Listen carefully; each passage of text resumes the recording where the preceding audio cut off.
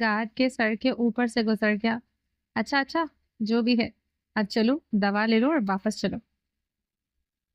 ہم زہرا سر ہلاتی ہوئی فارمیسی کی جانب بڑھ گئی۔ پتہ نہیں یہ لڑکی کیا کرتی رہتی ہے، اوپر سے اس کی سمجھ کچھ نہیں آتی۔ گارڈ سر ہلاتا ہوا اس کے پیچھے پیچھے چل دیا۔ مغیث نے فون رکھا اور سیدھا بیسمنٹ کے اس کمرے میں پہنچا جہاں زاویار کو رکھا گیا تھا، مگر کمرے کا دروازہ کھلتے ہی مغیث کے پاؤں تلے زمین نکل گئی۔ سامنے فرش پر وہ لڑکا مردہ حالت میں پڑا تھا، اس کے سر سے خون نکل رہا تھا۔ مغیث فوراً اس کے پاس پہنچا، اس نے اس کی گردن کو چھوا، دیکھا تو اس کی دھڑکن رک چکی تھی، وہ مر چکا تھا۔ Shirt shirt shirt! مغیث اپنے بال جکڑے چلایا۔ وہ باہر نکلا اور گارڈ کو گریبان سے پکڑا۔ کہاں تھے تم لوگ؟ کہاں تھے؟ گارڈ کو کچھ سمجھ نہیں آ رہی تھی کہ کیا ہو گیا ہے۔ وہ لوگ اس کو لے کر چلے گئے، ہمارا آدمی مار دیا اور تم یہاں کھڑے رہے۔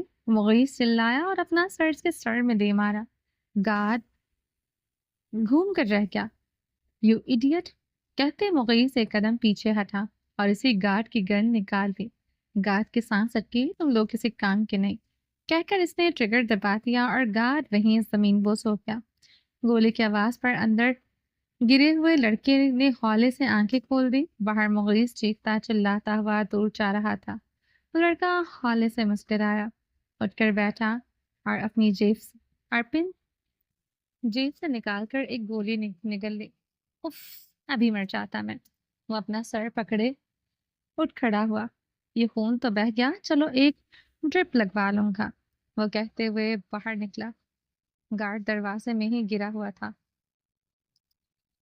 اس نے افسوس سے گارڈ کو دیکھا، پھر ایک پاؤں اٹھا کر اس کو پھلانگتا ہوا باہر نکل گیا۔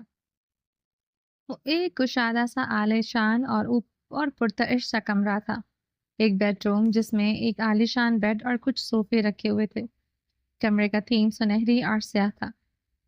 اس وقت اس بڑے سے صوفے سے ٹیک لگائے ایک شخص اس نیم تاریک بیڈ روم میں بیٹھا تھا۔ وہ ایک ہاتھ سے اپنی کنپٹی کو مسلتا ہوا، آنکھیں موندے نیم دراز تھا۔ اس کے دروازے پر دستک ہوئی۔ کون ہے؟ اس نے تکان زدہ لہجے میں سوال کیا۔ شاہ، میں مغیث، مجھے کچھ دیر اکیلا چھوڑ دو، وہ اسی حالت میں بولا، مگر شاہ یہ اہم ہے۔ میرے سکون سے اہم کوئی چیز نہیں شاہ، یہ اس لڑکی کے بارے میں ہے۔ آ جاؤ، اس نے فوراً حکم دیا، مگر اپنی پوزیشن برقرار رکھی۔ شاہ، مغیث اب سامنے مؤدب سے انداز میں ہاتھ باندھے کھڑا تھا۔ بولو۔ شاہ، وہ پاکستان چلی گئی ہے۔ اس نے کنپٹی پر ہاتھ رکھا، کنپٹی سے ہاتھ ہٹایا۔ وہ بند آنکھیں کھول دی، پھر وہ اچانک سیدھا ہو کر بیٹھا۔ کب گئی؟ وہ لوگ دوپہر کو یونیورسٹی سے سیدھا ایئرپورٹ ہی گئے تھے، اب تک تو وہ پاکستان پہنچ گئی ہوگی۔ نہیں، اس کی آنکھوں میں اچانک چمک در آئی۔ تو پھر وہ یہی ہے، کیونکہ اگر ابراہیم کو میری سچائی معلوم ہو گئی ہے تو وہ کسی صورت اس کو خود سے دور نہیں کرے گا، میں اس کو جانتا ہوں۔ تو پھر سر کیا حکم ہے؟ یقیناً اس کو بھیجنے کے بعد ابراہیم کو میرے بارے میں پتہ چلا ہے، اس لیے وہ راستے میں ہے۔ شاہ نے آنکھیں سکیڑ کر حساب لگایا۔ ٹھیک ہے، میں پتہ کرواتا ہوں۔ مغیث فون ملاتا باہر نکل گیا۔ کچھ دیر یوں ہی بیٹھا ہوا میں گھورتا رہا، مگر ایک بار پھر سے وہی ٹیز دماغ میں اٹھی۔ اس نے ایک بار پھر سے اپنی کنپٹی مسلی اور سامنے ٹیبل پر پڑی چھوٹی سی ڈبی اٹھائی۔ اس نے ڈبی میں سے چند گولیاں نکالی اور بنا پانی کے ہی نکل گئی، اور ایک بار پھر سے ٹیک لگا گیا۔ بیسمنٹ خالی ہو چکا تھا، سب لوگ اپنے اپنے کمروں کو لوٹ گئے تھے۔ کھیل بنا کسی نتیجے کے ختم ہو گیا تھا اور پہلی بار ہوا تھا۔ گزشتہ 10 سالوں میں یہ پہلی بار ہوا تھا، اس لیے یہ بات ہضم کرنا آسان نہ تھی، مگر فی الحال جو ہو چکا تھا سب کو اس کے نتیجے کا انتظار کرنا تھا۔ وہ لوگ ایئرپورٹ پر ہی بیٹھے تھے۔ صفا عشاء کے کندھے سے ٹیک لگائے ہوئی تھی۔ صفا وقفے وقفے سے آنسو بہائے جا رہی تھی، جبکہ عشاء یہ سوچ سوچ کر ہلکان تھی کہ اگر صفا کو کچھ ہو گیا تو اس کے ساتھ کیا ہوگا۔ اس کو صفا سے زیادہ اپنی فکر تھی، کیونکہ کچھ بھی ہوتا سزا عشاء کی پکی تھی۔ عشاء انہی سوچوں میں گم تھی کہ قادر ان کی طرف تیز تیز قدم اٹھاتا آتا ہوا دکھائی دیا۔ قادر، عشاء نے زیر لب دہرایا۔ قادر بھائی؟ کہاں ہے قادر بھائی؟ وہ فوراً سیدھی ہو کر بیٹھی۔ कादर इनके पास आ पहुंचा। वो दोनों उठ खड़ी हुई। क्या हुआ है कादर भाई? हम लोग यहाँ क्यों रुक गए? मैं घर वापस कब जाऊंगी? आखिर हम बाकी लोगों के साथ क्यों नहीं गए? सिफा ने कादर को देखते ही सवालों की बौछार कर डाली। चलो मेरे साथ। कादर एक लफ्जी हुक्म देता पलटा। लेकिन कहाँ? सिफा पानी जगह खड़ी थी। मालूम हो जाएगा, तुम चलो। कादर ने मुड़कर अपनी जगह साकत खड़ी सिफा को देखा। मगर ये सब हो क्या रहा है? सिफा हल्कान सी नजर आई थी। सिफा, रिलैक्स। देखो कादर हमें जहां भी लेकर जाएगा हम महफूज ही होंगे। फिलहाल तुम सवाल मत करो, जैसे वो कहता है करती जाओ, ठीक है ना? ईशा ने साथ खड़ी सिपा का कंधा सहलाया। ऐसे कैसे? मैं कोई कठपुतली हूँ? तुम लोग जो कहोगे करती जाऊंगी। सिपा का जब्त जवाब दे गया था। कादर ने खजलत से सर झटका उसके सामने आ खड़ा हुआ। देखो सिफा, इसने नरमी से पुकारा। सिफा ने भीगी पल के लिए कादर की जानिब देखा। मुझ पर भरोसा है? क्या सम्मान था कादर की बात में। सिफा देखती रह गई। मुझे अपना भाई मानती हो ना? कादर ने नरमी से कहता गया। सिपा ने एक पल के लिए इन दोनों को देखा और फिर सर झुका गई। इसके पास परदेश में इन दोनों पर भरोसा करने के अलावा दूसरा रास्ता नहीं था, क्योंकि इसके हुक्म के वो दोनों ताबे थे। इस पर वो आंखें बंद करके भरोसा करती थी। चलो, कादर ने कहा तो वो दोनों इसके पीछे पीछे चलती। और या ये न जाने कब आंख लग गई।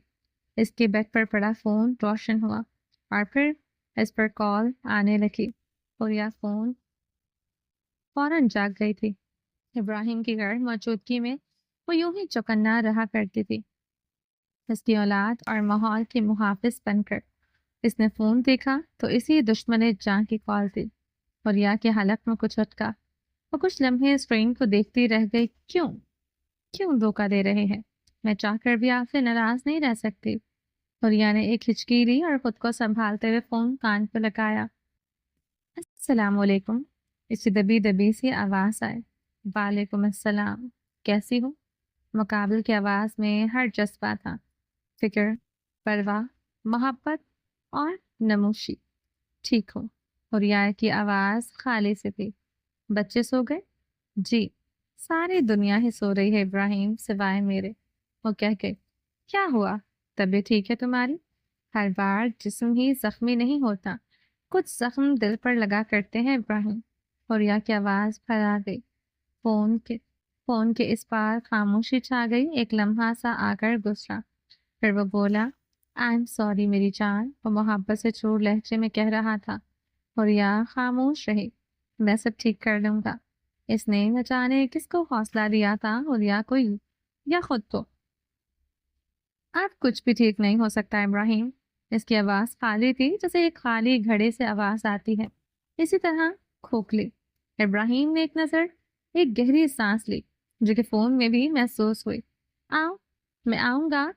हम एक ट्रिप पर जाएंगे, ठीक है ना? मैं, तुम और बच्चे। इसने अपनी शहजादी को मनाना शुरू किया। वो खामोश रही। हम लोग एंजॉय करेंगे। मैं जानता हूँ कि पिछले कुछ दिनों से मैं तुम्हें और बच्चों को वक्त नहीं दे सका, बट आई प्रॉमिस मैं वापस आकर सारे शिकवे दूर कर दूंगा। इसकी आवाज में एक कहत था, मगर हुरिया को अब इसके किसी अहद का भरोसा नहीं था। आप कहीं जा रहे हैं? कुछ देर बाद हुरिया ने सर्द से तासरात लिए पूछा। फोन के इस पार कुछ देर खामोशी छाई रही। हाँ। फिर वो बोला, कहाँ जा रहे हैं? पाकिस्तान। यक लफ्जी जवाब आया। और यह क्या साफ शल हुए। पाकिस्तान तो सिफा जा रही थी, इब्राहिम साथ क्यों जा रहा है? अगर वो इसकी बीवी हुई तो? हसन के कहे गए अल्फाज अब हुरिया के दिमाग पर हथौड़ों की मानिंद बरस रहे थे। मगर क्यों? कुछ काम है, निपटा कर आ जाऊंगा। जवाब मुख्तसर थे। इब्राहिम। हुरिया ने डोलते दिल के साथ उसको पुकारा। हाँ मेरी जान। इसने फौरन जवाब दिया। हुरिया ने अपने सीने पर हाथ रख लिया। वो कैसे इस शख्स से कुछ पूछ सकती थी? वो तो इससे लड़ भी नहीं सकती थी, तो फिर वो क्या कर सकती थी? इसके दिल ने इसके दिमाग से इल्तिजा की। कुछ नहीं। वो खामोश हो गई। ख्याल रखना, 1-2 दिन लग सकते हैं। किसका? हुरिया बिना पूछे सोचे समझे पूछे गई। اپنا اس کا جواب مختصر سا۔ وہ جو کچھ سمجھ رہی تھی کہ وہ گھر کا کہے گا، بچوں کا کہے گا، مگر وہ اس کی توقع کے عین خلاف جواب دے رہا تھا۔ کیا میں معنی رکھتی ہوں؟ کیا ہو گیا ہے جان ابراہیم؟ اس کے لہجے میں محبت کے ساتھ ساتھ اب تکان بھی تھی۔ کچھ نہیں، فائن، میں آ کر سارے شکوے مٹا دوں گا، پرومس۔ اللہ حافظ، حوریا نے پہلے ہی کہا، حالانکہ ہر بار الوداع کے کلمات ابراہیم کہا کرتا تھا۔ یہ چند بدلاؤ تھے جو ابراہیم گورسی نے فوراً محسوس کیے تھے، مگر وہ اس کو بس حوریا کی فرسٹریشن سمجھ رہا تھا، کیونکہ اس ایک ماہ میں اتنا کچھ ہو گیا تھا کہ وہ چاہ کر بھی اپنے خاندان کو وقت نہیں دے پایا تھا۔ حوریا بھی آخر کار ایک عورت ہی تھی، اس لیے وہ اس کی فرسٹریشن سمجھ رہا تھا، مگر فی الحال اس کو وہ کرنا تھا جس کے لیے اس نے اتنا انتظار کیا تھا۔ وہ آج اپنے روح پر رکھا گیا پتھر ہٹانے جا رہا تھا، وہ پتھر جس نے اس سے اس کا سکون چھین لیا تھا، جس نے اس کی پرسکون زندگی میں ایسا تلاطم برپا کر دیا تھا کہ ابراہیم گورسے کی دنیا الٹ پلٹ ہو گئی تھی۔ وہ اب وقت میں واپس تو لوٹ نہیں سکتا تھا، وہ اپنی سجل کو تو واپس نہیں لا سکتا تھا، مگر وہ انتقام لے سکتا تھا، اپنی سجل کا، اپنی گڑیا کا۔ اس نے الوداع کہہ کر فون پٹک دیا۔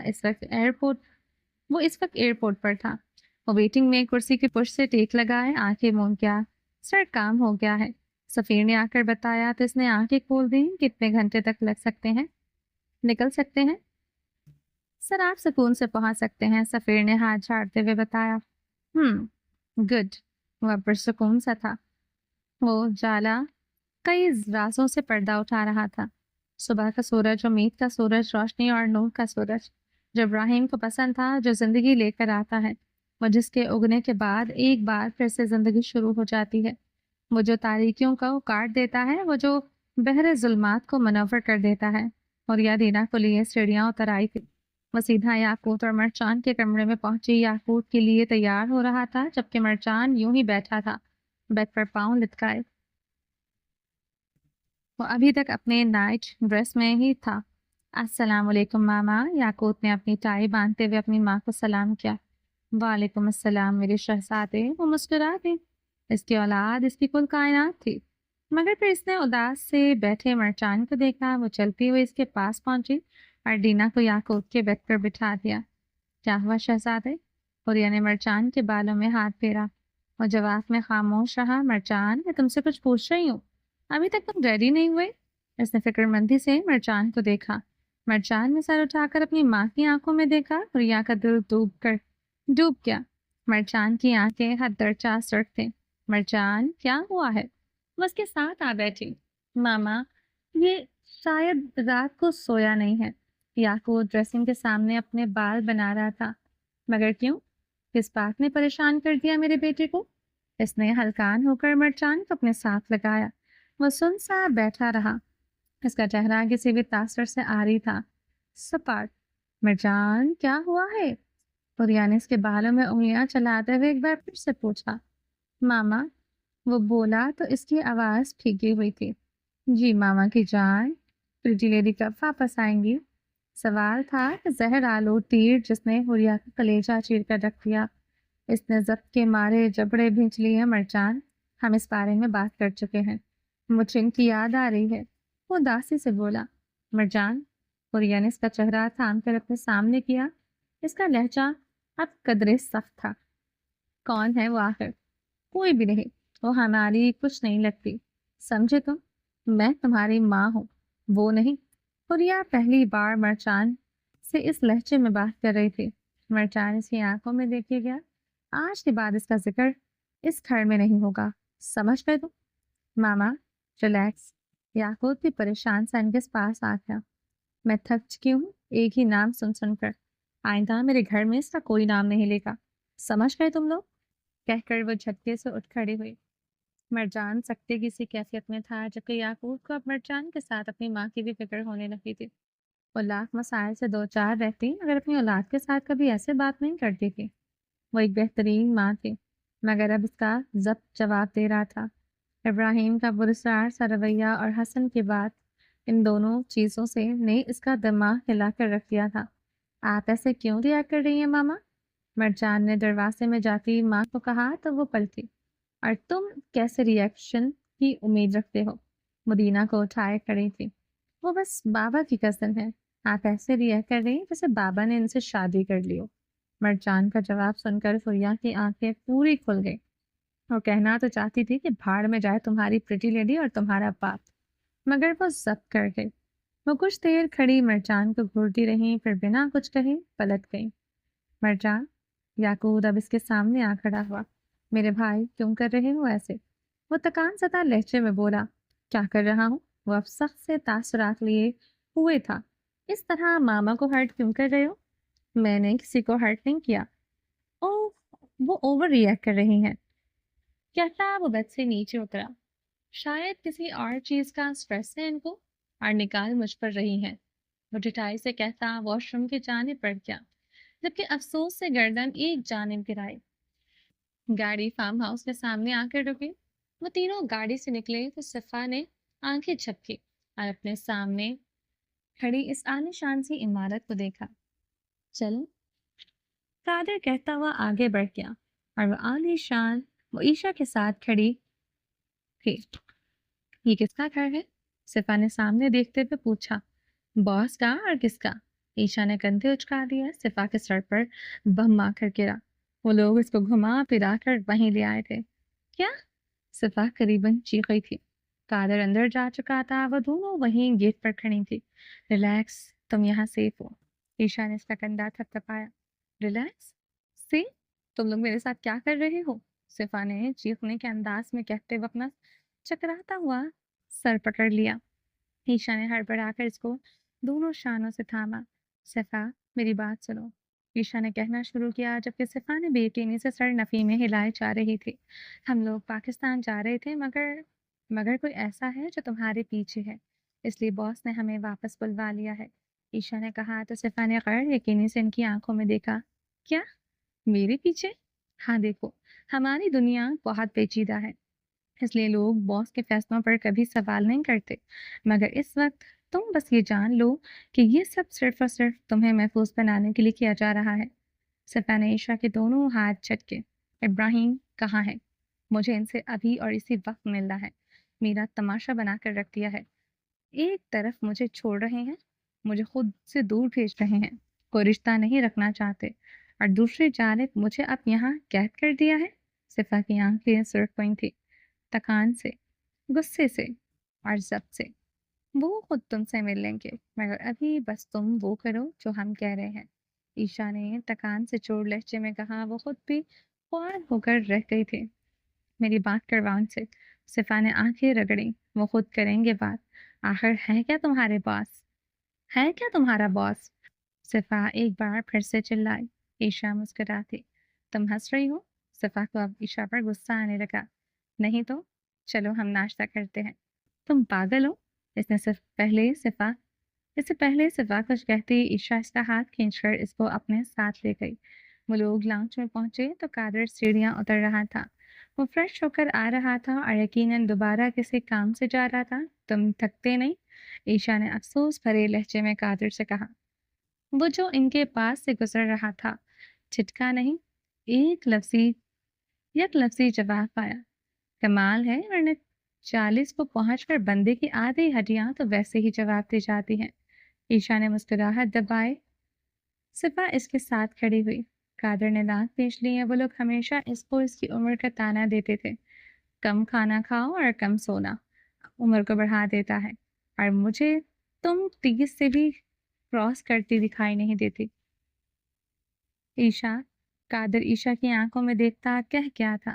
عیشا نے مٹھیاں کھینچ لی۔ اس کا چہرہ سرخ ہو گیا، اور غصہ کرنے سے بڑھاپا جلدی آ جاتا ہے، 2 سال تک دانت گر جائیں گے، کہتے وہ پرسکون سا اپنا کالر جھاڑتا وہاں سے نکل گیا۔ عیشا پیچھے آگ کا گولا بنے کھڑی تھی۔ عیشا کے چہرے پر اب کی بار فکر سی تھی۔ اس نے مڑ کر اپنے ساتھ کھڑی صفا کو دیکھا، وہ جو پہلے ہی خوف زدہ لگ رہی تھی۔ مزید خفا ہوئی۔ کیا واقعی بندہ کم کھانے اور کم سونے سے جوان رہتا ہے؟ وہ آنکھیں مٹکاتی ہوئی صفا سے پوچھنے لگی۔ صفا نے افسوس سے گردن ایک جانب گرائی۔ وہ تپی ہوئی تھی۔ اچھا میں ناشتہ بناتی ہوں، تم فریش ہو جاؤ۔ اوپر تیسرے نمبر والا کمرہ میرا ہے، اس میں قادر نے سامان رکھوا دیا ہے۔ اس کے بعد اگر تمہیں الگ کمرے میں سونا ہوگا تو میں دوسرا کمرہ سیٹ کروا دیتی ہوں۔ وہ نارمل سے انداز میں کہتی ہے کچن کی جانب بڑھ گئی۔ صفا حیرت کی مورت بنی کھڑی رہی۔ وہ لوگ ایسے باتیں کر رہے تھے جیسے ان کا روز کا معمول ہو۔ وہ لوگ اتنے نارمل کیسے تھے؟ شاید ان کی زندگی ہی نارمل تھی۔ صفا کے علاوہ سب کی زندگی نارمل تھی، بس ایک وہی تھی جو وقت کی منجدھار میں پھنسی ہوئی تھی۔ جلدی فریش ہو جاؤ، میں نے ناشتے پر انتظار نہیں کرنا، بھوک لگی ہوئی ہے مجھے۔ کچن سے عیشا کی آواز پر وہ چونکی اور پھر بوجھل قدم اٹھاتی سیڑھیاں چڑھ گئی۔ دوپہر ہو رہی تھی۔ لاہور ایئرپورٹ پر ایک گاڑی آ کر رکی اور ایک ہاتھ پر اپنا کوٹ لٹکائے وہ ایک ہاتھ میں موبائل پکڑے چشمہ لگائے مصروف سے انداز میں ایئرپورٹ کے احاطے سے نکلا اور گاڑی میں سوار ہو گیا۔ چلو، اس کے یک لفظی حکم پر گاڑی چل دی، جبکہ ان کے پیچھے ایک ایمبولینس تھی جس کا سائرن بند تھا۔ یقیناً اس ایمبولینس میں کوئی لاش تھی۔ کیسے ہیں آپ سر؟ عاصم نے وقتاً میرر سے دیکھتے ہوئے اس سے پوچھا۔ ٹھیک ہوں، ٹھیک ہو جاؤں گا، اس نے اپنی گھڑی دیکھتے ہوئے جواب دیا۔ سر، اس لڑکے کا کیا کرنا ہے؟ عاصم نے ونڈ اسکرین پر نگاہیں جمائے ہی پوچھا۔ کون سا لڑکا؟ ابراہیم نے آئیبرو سکیڑ کر پوچھا تو عاصم کے گلے میں ایک گلٹی ابھر کر معصوم ہوئی۔ یعنی وہ شخص یہ بھی بھول گیا تھا کہ کوئی مرا انسان اس کی اس کال کوٹڑی میں گل سڑ رہا ہے۔ وہ سر، وہ جو زاویار کا دوست تھا۔ عاصم نے اپنے ماتھے پر آیا سب پسینہ صاف کیا۔ ہاں اچھا، وہ زندہ ہے؟ اس نے نارمل سے انداز میں پوچھا تو عاصم کی مزید حالت خراب ہوئی۔ جی سر، ٹھیک ہے، کل اس کو چھوڑ دینا، اس کی ضرورت نہیں ہے، اس نے نارمل سے انداز میں جواب دیا۔ وہ دوبارہ اپنا موبائل نکال کر بیٹھ گیا۔ بیسمنٹ تاریک تھی۔ اس کے وسط میں چھت کے ساتھ چلتا ہوا وہی بلب۔ وہ روشن ہوا تو سامنے کرسی کے ساتھ بندھے ہوئے ایک آدمی نے اپنی آنکھیں کھولنے کی ناکام سے صحیح کی۔ اس نے ایک بار پھر سے کوشش کی مگر بلب سے آتی تیز روشنی اس کی آنکھوں کو چمکا رہی تھی۔ اس نے آنکھیں بند کر لی۔ سر میں عجیب سا درد تھا۔ اس کا پورا وجود مفلوج ہو رہا تھا، اس لیے نہیں کہ وہ رسیوں میں جکڑا ہوا تھا، بلکہ اس لیے کیونکہ وہ کسی دوا کے اثر میں تھا، ایک بے ہوشی کی دوا، ایسی دوا جس کے بعد زندہ اور مردہ انسان میں کوئی فرق نہیں رہتا۔ اس نے اپنے بھاری ہوتے سر کو جھٹکا دیا۔ اس کے بازو اس کے کمر کے ساتھ اس کے پشت کے ساتھ بندھے ہوئے تھے، جبکہ اس کی ٹانگیں کرسی کے ساتھ بندھی ہوئی تھی۔ البتہ منہ پر کوئی ٹیپ نہیں تھی۔ کہاں ہوں میں؟ وہ آنکھیں چھپکتا ہوا خود کلامی کرنے لگا، پھر کچھ دیر بعد ایک منظر سا اس کی آنکھوں کے سامنے چلنے لگا۔ وہ تو شاہ کی بیسمنٹ میں تھا۔ مغیث، وہ لڑکا جو دبئی میں اس کے پاسپورٹر بانٹ رہا تھا، وہ دونوں اس کو ایک کمرے میں لے گئے تھے۔ شاہ سے ملاقات کے بعد وہ اس کو وہیں چھوڑ کر جا چکے تھے۔ وہ اب اپنی موت کا انتظار کر رہا تھا۔ کچھ دیر بعد وہاں وہی لڑکا واپس آیا جو دبئی میں اس کے پوسٹر باندھ رہا تھا۔ وہ ادھ کھلے دروازے میں سینے پر بازو لپیٹے کھڑا ہنس رہا تھا۔ زاویار کو اس پر شدید غصہ آیا۔ یہاں سے نکلنا چاہتے ہو؟ وہ ترچھی سے مسکراہٹ لیے پوچھ رہا تھا۔ تمہیں کیا لگتا ہے میں پھر سے تمہاری باتوں میں آ جاؤں گا؟ وہ جبڑے بھینچے گرجایا۔ کوئی اور آپشن ہے؟ وہ لڑکا چلتا ہوا اس کے پاس آیا اور زمین پر بندھا گرا پڑا تھا۔ مگر میں تم لوگوں پر مزید بھروسہ نہیں کرنے والا، زاویار نے اٹل لہجے میں فیصلہ سنایا۔ رکو، ایک چیز دکھاتا ہوں۔ وہ لڑکا اس کے پاس زمین پر ہی بیٹھ گیا۔ پھر اس نے اپنی جیب سے موبائل نکالا، کچھ ٹائپ کیا اور فون اس کے سامنے کیا۔ اسکرین پر رنگ آف ڈیتھ کے مناظر چل رہے تھے۔ زاہیار کا دماغ شل ہو گیا۔ وہاں ابراہیم شاہ کے چہرے پر مکے برسا رہا تھا۔ اس نے بے یقینی سے اس لڑکے کو دیکھا۔ دیکھو، وہ آ گیا ہے اور وہ تمہیں لینے آیا ہے، اس نے نارمل سے انداز میں کہتے کندھے اچکا دیا اور موبائل بند کر دیا۔ وہ کیا کرنے آیا ہے؟ زاویار نے کچھ کھونٹوں پر زبان پھیری۔ شاہ کی پھپھو کے ولیمے میں آیا ہے، کہتے وہ لڑکا اٹھ کھڑا ہوا۔ زاویار غیر یقینی سی کیفیت میں اس کا منہ دیکھتا رہ گیا، وہ جیسے شاہ کو پیٹ رہا ہے۔ اگلے 10 منٹ میں یہاں ہوگا، اس لیے اگر اس سے بچ جانا چاہتے ہو تو وہ وہ پین کی جیبوں میں ہاتھ ڈالے پرسکون سا کھڑا تھا۔ زاویار کا حلق خشک ہو رہا تھا، ایک طرف کنواں تو دوسری جانب کھائی۔ وہ کیا کرے، کس کا یقین کرے، کس کا نہ کرے؟ اس کا دماغ بری طرح الجھا تھا۔ کچھ دیر بعد اس کمرے سے ایک لڑکا نکلا جس کا چہرہ ماسک سے ڈھکا ہوا تھا۔ کمرے کے باہر گارڈز پہرا دے رہا تھا۔ اس نے ایک نظر اس لڑکے کو دیکھا اور پھر وہ دوبارہ سامنے دیکھنے لگا۔ وہ لڑکا وہاں سے نکلا اور چلتا گیا حتیٰ کہ وہ بیرونی دروازے پر پہنچ گیا۔ کہاں جانا ہے؟ ایک گارڈ نے مشکوک انداز میں اس سے پوچھا۔ اس نے خاموشی سے اپنے والیٹ سے اپنا کارڈ نکال کر دکھا دیا۔ ہم ٹھیک ہیں۔ وہ ایک پاس تھا جو صرف شاہ کے خاص بندوں کے پاس تھا۔ وہ گیٹ سے نکلا۔ اس نے ایک نظر سامنے کشادہ سڑک کو دیکھا۔ اس کو لگا کہ یہی آزادی ہے۔ اس نے اپنے چہرے سے ماسک ہٹایا اور ایک گہری سانس لی، اور کتنے دنوں کے بعد اس طرح کھلی فضا میں آزادی سے سانس لے رہا تھا۔ پھر اس نے دوبارہ ماسک چہرے پر چڑھایا اور وہاں سے چل دیا۔ وہ سنسان سے روڈ پر چلتا جا رہا تھا کہ ایک گاڑی آ کر رکی۔ اس سے پہلے وہ کچھ سمجھ پاتا، اس میں سے دو آدمی نکلے۔ انہوں نے اس کے منہ پر رومال رکھا، اس کو بے ہوش کر کے ایک گاڑی میں ڈال کر لے گئے۔ یہ سب اتنی جلدی ہوا کہ آس پاس کو خبر تک نہ ہوئی۔ وہ گاڑی وہاں سے جا چکی تھی۔ یہ میں کہاں ہوں؟ زاویار نے ایک بار پھر سے آنکھیں کھول دی۔ وہ اب ادھر ادھر دیکھنے کی کوشش کر رہا تھا۔ اسی دوران سیڑھیوں سے چاپ محسوس ہوئی۔ کوئی چلتا ہوا اس جانب آ رہا تھا۔ زاویار نے دھڑکتے دل کے ساتھ سیڑھیوں کی جانب دیکھا۔ ایک نوجوان سا لڑکا ہوڈی پہنے جیبوں پہ ہاتھ ڈالے نیچے اترا۔ کون ہے وہاں؟ زاویار نے ذرا گردن اٹھا کر دیکھنے کی کوشش کی، مگر سامنے کوئی جواب دینے کے بجائے وہ لڑکا چلتا ہوا آ رہا تھا۔ زاویار نے دیکھا اس کے ہاتھ میں ایک چھوٹا سا ٹول باکس ہے۔ وہ لڑکا پرسکون سے انداز میں ایک ٹیبل پر وہ ٹول باکس رکھ کر اس کو کھولنے لگا۔ کون ہو تم؟ کیوں لائے ہو مجھے یہاں؟ آخر چاہتے کیا ہو تم لوگ؟ وہ پوری طاقت سے چلایا، جبکہ اس لڑکے نے مسکرا کر سر جھٹکا۔ اب وہ بریف کیس کھول کر اس اسٹول پر کچھ اوزار سیٹ کر رہا تھا۔ زاویار کی نظریں جب ان قسم کے کٹرز پر گئی تو اس کی سانس اٹکی۔ یہ سب کیا ہے؟ تم کون ہو؟ میں کہاں ہوں؟ اس کا پورا وجود پسینے میں نہا گیا تھا، جبکہ وہ لڑکا پرسکون سے انداز میں اب کچھ تاریں بیٹری کے ساتھ اٹیچ کر رہا تھا۔ اس نے ان دونوں تاروں کے ننگے سروں کو باہم ملایا تو وہ ایک جھٹکا لگا۔ وولٹیج یقیناً پرفیکٹ تھا۔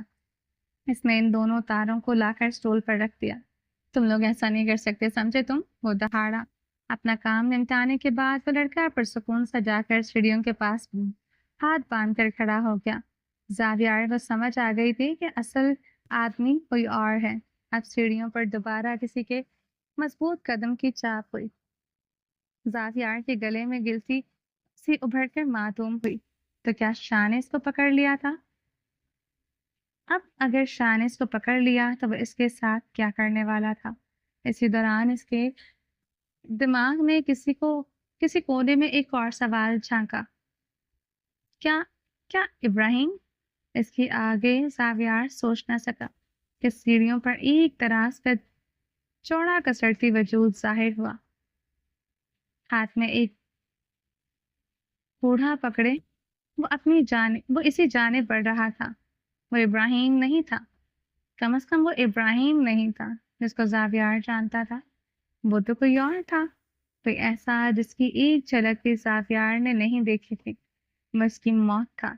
وہ چلتا ہوا آیا اور آ کر اس بلب کے نیچے کھڑا ہو گیا۔ اب زاویار ابراہیم کا چہرہ ٹھیک سے نہیں دیکھ پا رہا تھا، مگر آنکھیں وہ چمک رہی تھیں، ان میں کچھ جل رہا تھا۔ ان شربتی آنکھوں کے شعلے وہ اس نے پہلی بار دیکھے تھے۔ وہ ان اور جوان شعلوں کو دیکھ لیتا وہ اپنی آدھی موت مر جایا کرتا تھا۔ جن آنکھوں سے شاہ جیسا شیطان بھی مرعوب تھا، وہیں آنکھ کے لیے وہ کھڑا تھا، مگر وہ خاموش تھا۔ زاویار نے ایک گہری سانس لی۔ کچھ نہیں بگاڑ سکتا یہ میرا، اس نے دل ہی دل میں خود کو اطمینان دلایا۔ ابراہیم حساس ہے، وہ کسی کو جان سے ہرگز نہیں مار سکتا۔ ایک سایہ سا آنکھوں کے سامنے لہرایا۔ چلیں جی باقی کا نیکسٹ ایپیسوڈ میں کنٹینیو کریں گے. امید ہے آپ کو یہ ایپیسوڈ پسند آئی ہوگی. چینل کو سبسکرائب نہیں کیا تو جلدی سے بھی سبسکرائب کر دیں, لائک اینڈ شیئر کریں اور اپنی رائے کامنٹ باکس میں لازمی دیں. اپنا ڈھیر سارا خیال رکھیے گا, دعاؤں میں یاد رکھیے گا. ملتے ہیں نیکسٹ ایپیسوڈ کے ساتھ, تب تک کے لیے اللہ حافظ.